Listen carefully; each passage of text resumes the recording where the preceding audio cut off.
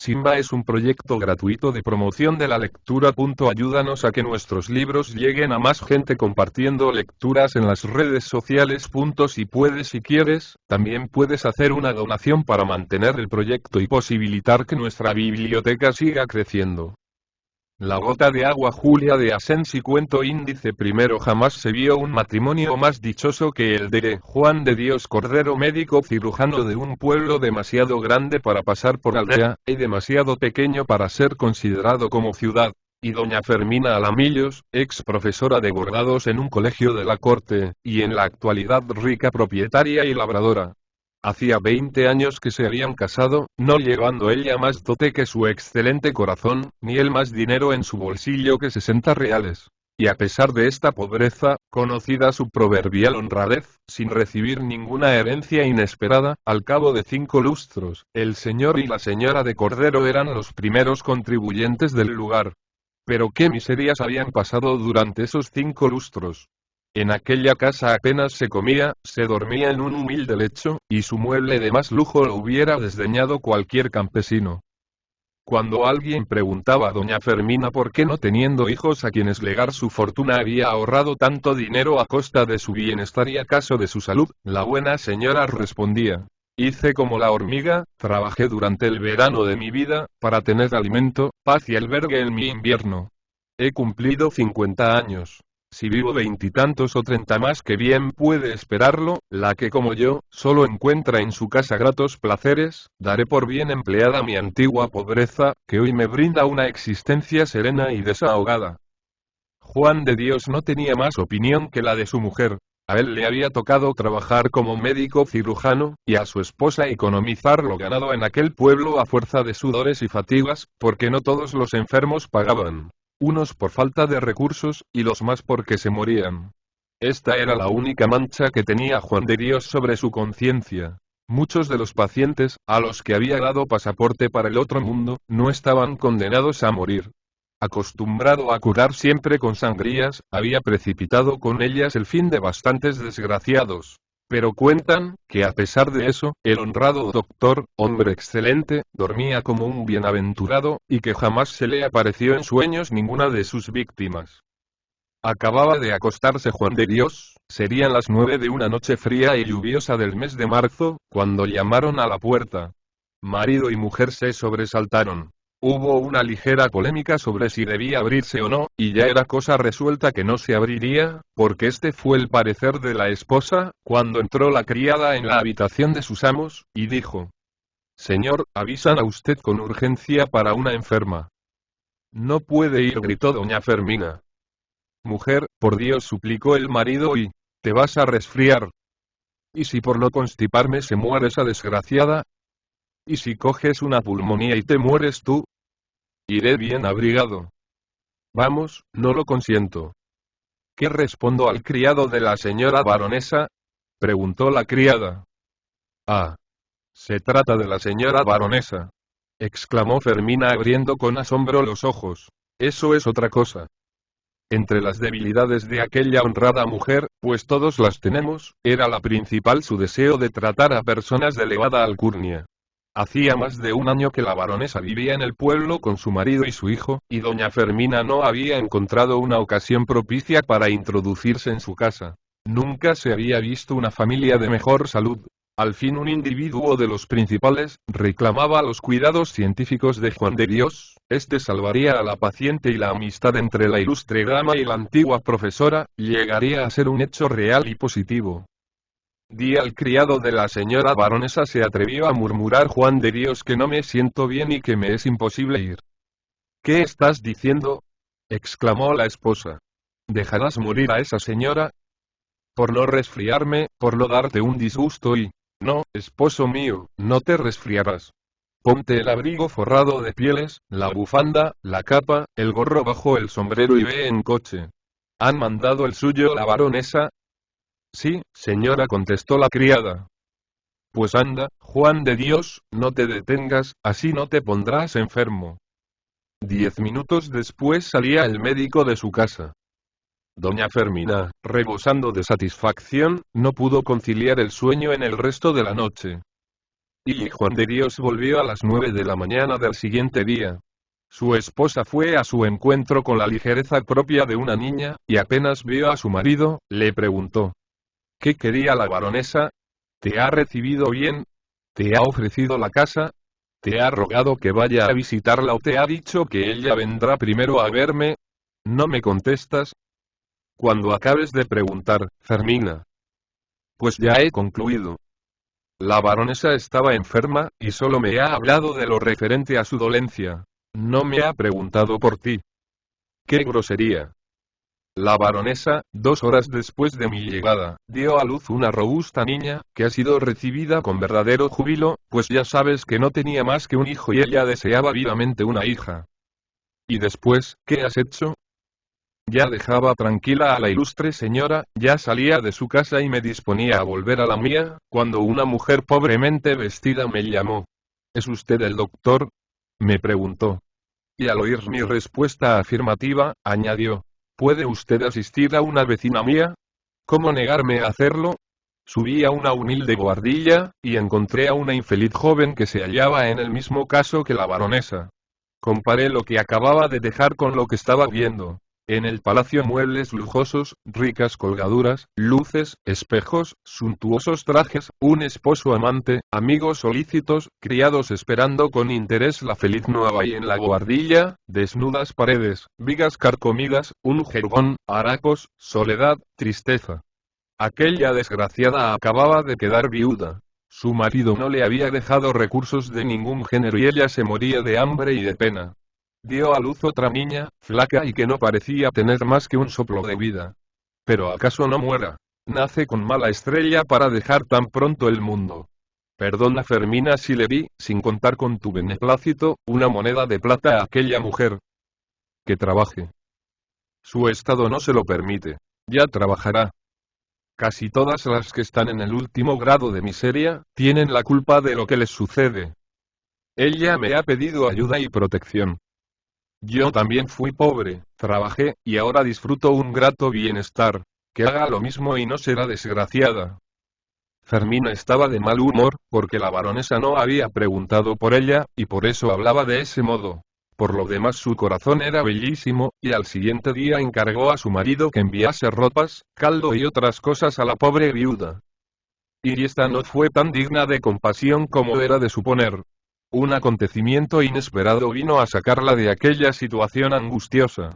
La nodriza que había buscado la baronesa para criar a su hija tuvo que volver a su pueblo al mes de nacer la pequeña Camila, y no encontrándose ninguna con la premura necesaria, Juan de Dios le propuso a la mujer de la guardilla, que se había restablecido por completo, gracias a los cuidados de doña Fermina. La joven fue admitida con la condición de que había de buscar alguna persona que se encargase de su niña. Así está, la pobre Benigna, por ser desgraciada en todo, no gozó, ni en los primeros meses de su vida, las caricias de su madre.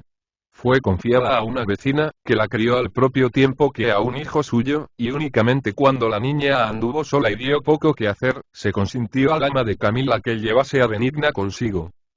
Camila era muy bonita, Benigna fea, medio raquítica, solo tenía hermosos cabellos castaños y grandes ojos azules, en los que ya se reflejaban la bondad y el candor de su alma. Cuando Camila no necesitó ama, doña Fermina y Juan de Dios quisieron llevarse a la viuda a su servicio. Ella no consintió, y acaso de aquella negativa nacieron todas las desgracias de su hija. Tal vez el médico y su mujer hubieran adoptado a la niña, legándole en su testamento su fortuna, que harto lo prueba que así lo hicieron más tarde con una huérfana que acogieron. Pero a la madre de Benigna le deslumbró el brillo de un título, y no consintió en abandonar a la baronesa. Doña Fermina no realizó jamás su dorado sueño de ser amiga, ni aun conocida de la ilustre dama. Y ya tenían las niñas 6 años, cuando la nodriza murió. Benigna, que la quería tiernamente, sintió un inmenso vacío en su derredor. Pero en la infancia se olvida fácilmente, y poco tardó en compartir los juegos de Camila. Una tarde, la hija de la bella señora y la huérfana, sentadas ambas sobre la alfombra, vestían y peinaban una gran muñeca, mientras la baronesa, no lejos de ellas, conversaba con varios de sus amigos. Su vista se fijó en las dos niñas, que no advirtieron la atención de qué raro objeto. Pero ¿quién diría?, exclamó riéndose y comparando la esbelta y graciosa figura de su hija con el defectuoso cuerpo y el feo rostro de Benigna, que estas dos criaturas han nacido en el mismo día.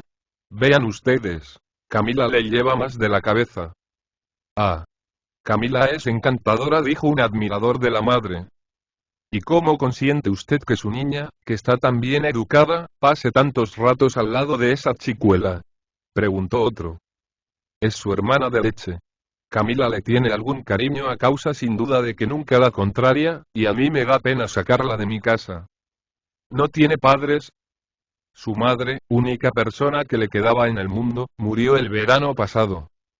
Nadie volvió a ocuparse de las niñas, hasta que Camila se incomodó porque Benigna había dejado caer inadvertidamente la muñeca.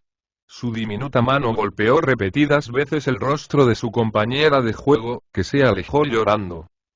La baronesa tomó en sus brazos a Camila, y para calmarla prometió comprarle nuevos juguetes. Benigna se dirigió a su cuarto, y después de enjugar sus lágrimas se consoló de la ingratitud de su joven ama, viendo la colección de muñecas rotas que aquella le había dado, y formándolas junto a la pared para que se sostuvieran de pie. Allí se puso a imitar las conversaciones que oía a los señores y a los criados, haciéndose ella representar por una muñeca de agraciado rostro que distaba mucho de parecérsele. Pasaron los años y Camila fue llevada a un colegio. Su hermano había empezado antes su educación. Benigna no aprendió nada. En casa de la baronesa la vestían y la alimentaban del mismo modo que daban de comer y cuidaban a los perritos preferidos de los amos, para que viviesen, sin ocuparse de nada más. Benigna cambió poco. Al llegar a la adolescencia no tenía ni aún esa belleza propia de los 15 años.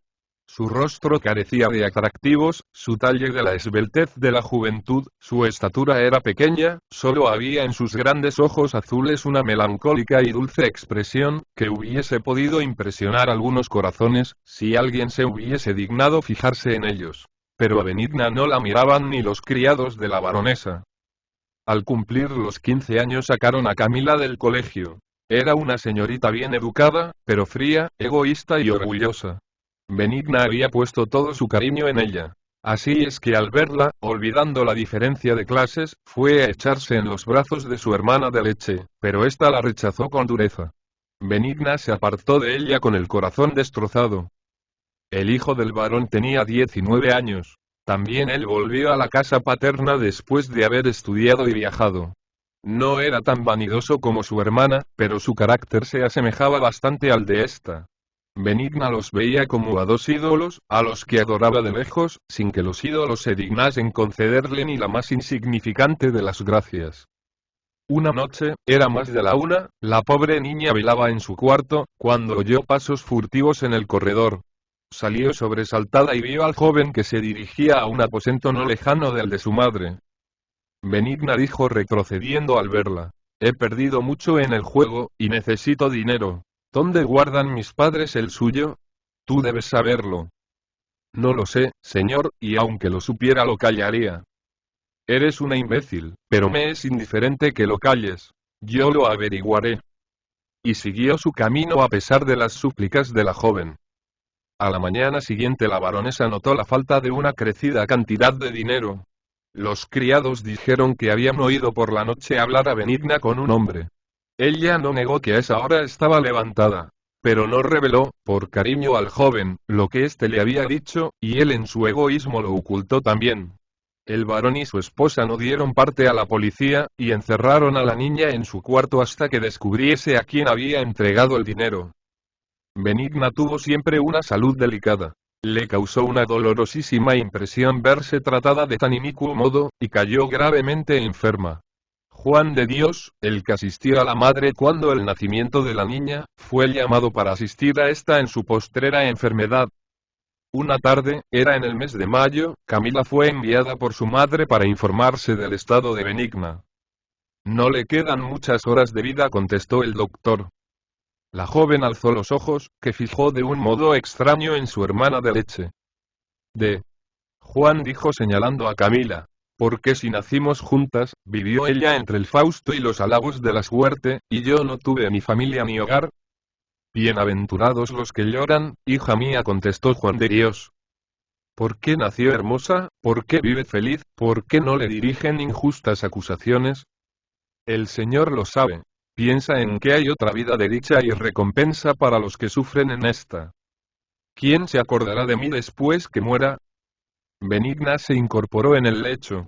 Su habitación, situada en el piso bajo, tenía vistas al jardín. Desde su cama se divisaban árboles, flores y una fuente. Había llovido, y en las hojas de los tilos brillaban algunas gotas de agua. La niña vio caer dos de ellas. La una fue a perderse en la fuente, agitando levemente su superficie, la otra cayó al suelo y no dejó huella ninguna en la arena. Así somos nosotras, murmuró Benigna. Camila la gota de agua que enriquece la fuente, yo la que absorbe la tierra, sin que de ella quede rastro ni memoria. ¿Acaso sea mejor? Nadie me sentirá en el mundo, y mis padres me esperarán en el cielo. Cuando ella muera su familia no tendrá consuelo. Pobres gotas de agua. Yo tampoco os miré hasta hoy, y quizá vosotras descendéis de las nubes para llorar mi prematuro fin. A la tierra vais como yo. ¿Cuántas humedeceréis la que ha de cubrir mi sepultura? Y aún habló más Benigna, pero poco a poco sus ideas fueron menos lúcidas, y en su delirio refirió, sin sospecharlo, cómo se había hecho el robo y nombró al autor de él. Los padres lo supieron con espanto. El hijo declaró que era cierto, y la baronesa y su esposo encargaron a Juan de Dios que nada dijese. Que los criados no sospechen la conducta de mi hijo, murmuró la madre. ¿Qué importa que acusen del robo a Benigna? ¿Qué tenía esa muchacha que perder? Ni nombre, ni familia, ni hogar y no respetaron ni su memoria. Pobre gota de agua.